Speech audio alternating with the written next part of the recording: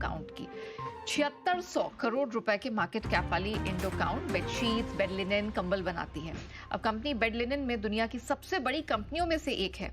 हाल ही में कंपनी की सब्सिडरी ने फ्लूविटेक्स यूएसए में 81% हिस्सेदारी खरीदी है। अब कंपनी को इससे कितना फायदा होगा, कैसा फायदा होगा, इस पर हम मैनेजमेंट से विस्तार से बात करेंगे।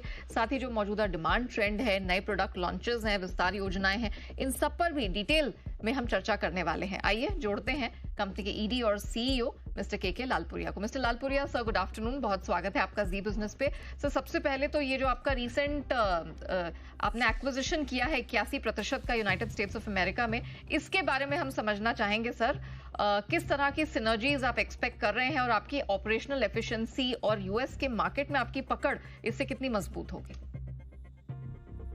तो देखिए, ये एक हमारा स्ट्रेटेजिक मूव है। यूटिलिटी बेडिंग जो हम कहते हैं, जो पिलो है, क्विल्ट है, जो फील्ड प्रोडक्ट्स है, उसके तरफ हम मुड़ रहे हैं और ये स्ट्रेटेजी उसका पहला कदम है।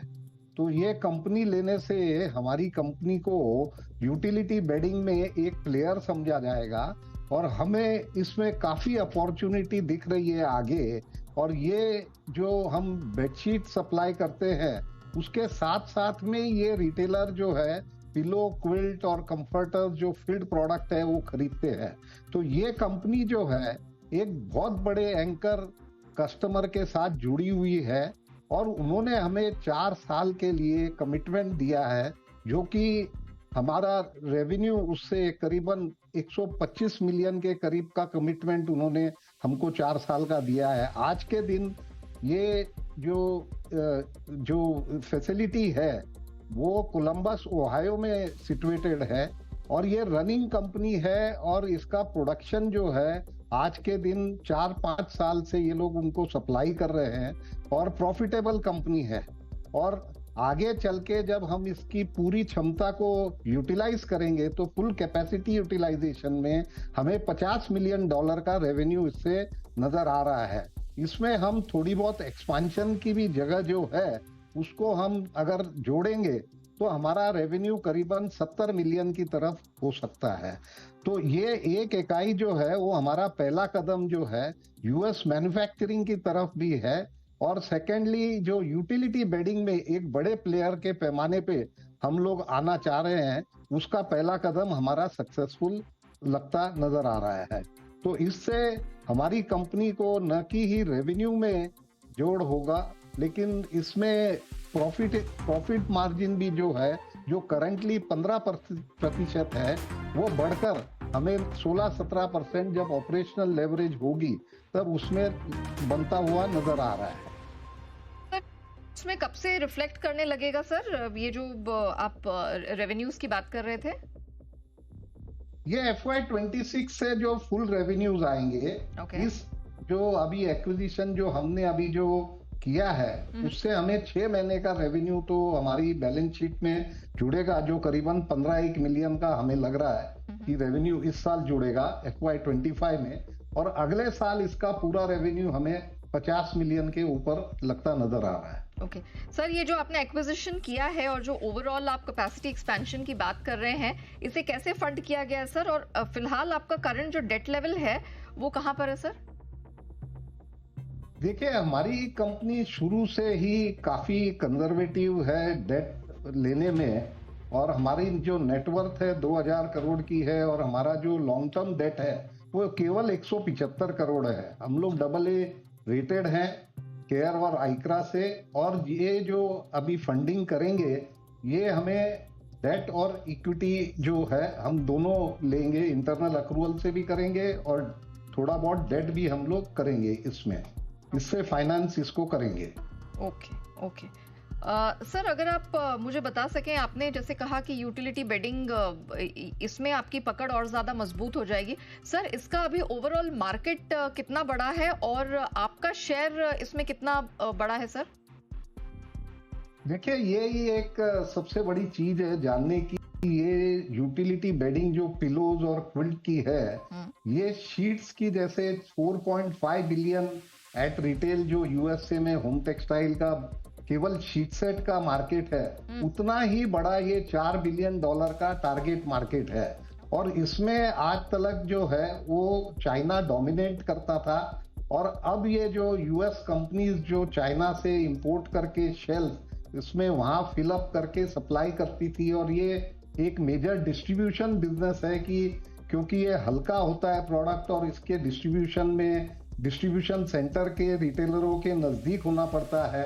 तो इसीलिए ये जो जो हमें लग रहा है कि इसके अंदर में जो हमारी जो मजबूती इससे आएगी कि हम $4 बिलियन के टारगेट मार्केट की तरफ मुड़ जाएंगे। जैसे कि मैंने पहले भी बताया कि हमारी कंपनी बेड लिनन में फोकस्ड है, और बेड लिनन में हमने 7 वर्टिकल क्रिएट कर दिए हैं, डाइवर्सिफाई किया है। तो जैसे शीट सेट हम पहले कमोडिटी जो सप्लाई करते थे और आज भी कर रहे हैं, अब आगे चल के जो फैशन बेडिंग जो कि $5.5 बिलियन का टारगेट मार्केट है, यूटिलिटी बेडिंग जो $4 बिलियन का टारगेट मार्केट है, इंस्टीट्यूशनल बेडिंग जो $1.5 बिलियन का टारगेट मार्केट है, ई कॉमर्स जो 22% है अपने पूरे होम टेक्सटाइल में, जो ब्रांडेड मार्केट है जहां पे हम आज तक काम नहीं कर रहे थे प्रीमियम और ब्रांडेड सेगमेंट में, और जो डोमेस्टिक मार्केट हमारे जो हिंदुस्तान में जो अभी इकोनॉमी बढ़ रही है, तो ये 7 वर्टिकल पे हम काम कर रहे हैं और यूटिलिटी बेडिंग इनमें से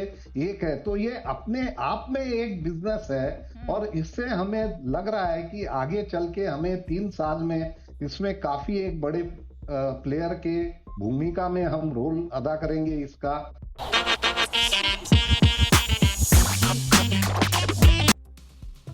हमारे आज के दिन हमने 4 साल से ये जो यूटिलिटी फैशन और इंस्टीट्यूशनल बेडिंग में कदम रखा था पहले, आज हमारा 20% रेवेन्यू जो है इन 3 जो कैटेगरी जो है उससे आ रहा है।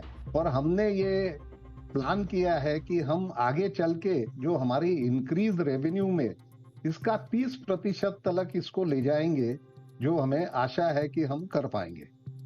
सर, हाल फिलहाल में कॉटन प्राइसेस का ट्रेंड आप कैसा देख रहे हैं? और साथ ही मैं ये जानना चाहूंगी, इंडियन कॉटन इंडस्ट्री जिस तरह के फिलहाल हम अपडेट्स और न्यूज आता हुआ देख रहे हैं, किस दिशा में जाती दिख रही है?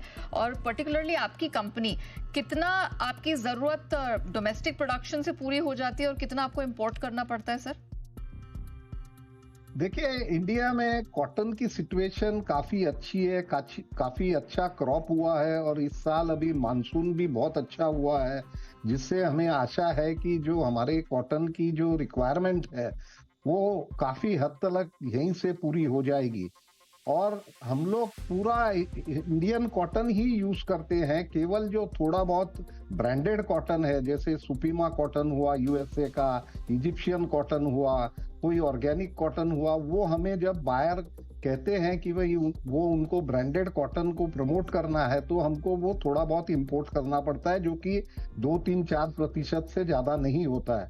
हम केवल इंडियन कॉटन यूज करते हैं, और अभी इंडिया ने भी अपना कस्तूरी ब्रांड लॉन्च किया है, जिसमें हम भी जो है इसमें काफी वर्किंग कर रहे हैं कि भाई किस तरीके से हम कस्तूरी कॉटन को इसको आगे बढ़ाएं और इंडियन ब्रांड का भी नाम करें। और हमारी जो कंपनी है वो कॉटन में अच्छी खरीदारी करती है, जो 3 महीने का सीजन का विंडो होता है उसमें हम पूरे साल का कॉटन लेके रखते हैं, ताकि हम सप्लाई चेन को सिक्योर कर सके। हम हमारे बायर को ये दिखाना चाहते हैं कि भाई हमने जो कमिटमेंट किया उसको हम पूरा करते हैं। तो रॉ मटेरियल हम उसका लेके रखते हैं, न कि उसमें हम जो है हेज नहीं करते, ऐसी कोई पोजीशन नहीं छोड़ते हैं ऑर्डर बुक पोजीशन के हिसाब से। ओके, चलिए मिस्टर लालपुरिया से बातचीत जारी है। वक्त को एक छोटे से ब्रेक का, ये चर्चा जारी रहेगी ब्रेक के उस पार भी, आप बने रहिए हमारे साथ। मिस्टर लालपुरिया सर, मैं आपसे समझना चाहूंगी, मार्जिन हम देख रहे हैं वाई वाई आधार पर, जो आपका लेटेस्ट क्वार्टरली मार्जिन मेरे सामने है उसमें वाई वाई आधार पर थोड़ा डिक्लाइन है, और पिछले कुछ क्वार्टर्स के मैं आपके मार्जिन देख रही थी तो स्टेबल टू नेगेटिव है सर। आगे जाके मार्जिन को लेके क्या प्लान है सर, क्या आउटलुक है? देखिए, हमने ऑलरेडी गाइडेंस दिया हुआ है कि 16 से 18% का जो मार्जिन जो है FY25 में बना रहेगा, और मेरे कॉन कॉल पे भी मैंने उसको फिर दोहराया है कि ये मार्जिन हम ट्रैक पे है। हम जो 16 से 18% का जो मार्जिन हमने दिया हुआ है वो ट्रैक पे है। सर, फ्रेट कॉस्ट में जिस तरह की वृद्धि देखने को मिली है और शिपिंग कंटेनर्स का शॉर्टेज है, क्या इसका आपके बिजनेस पे, एक्सपोर्ट बिजनेस पे कोई इम्पैक्ट दिख रहा है?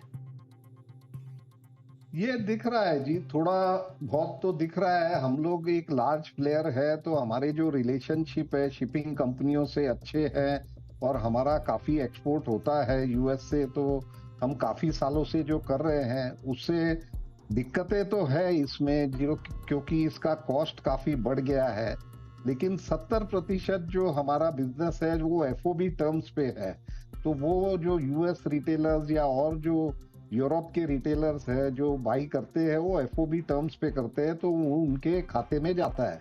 लेकिन फिर भी इसका इम्पैक्ट है हमारे बिजनेस पे, थोड़ा है, और हम चाह रहे हैं कि भाई ये धीरे धीरे थोड़ा इसका जियोपॉलिटिकल सिचुएशन जैसे जैसे रिलीज हो, तो ये अगर कम होता है तो उससे हमें काफी हद तक उससे फायदा मिलेगा। Alright, mister Lalpuriya sir, thank you so much आज हमारे साथ जुड़ने के लिए, कंपनी के रीसेंट एक्विजिशन की डिटेल्स देने के लिए, एंड ऑफ कोर्स बताने के लिए कि आगे किस तरह की ग्रोथ आउटलुक हम कंपनी से एक्सपेक्ट कर सकते हैं। शो को हम यही रैप अप करते हैं, लेकिन बने रहिएगा जी बिजनेस के साथ।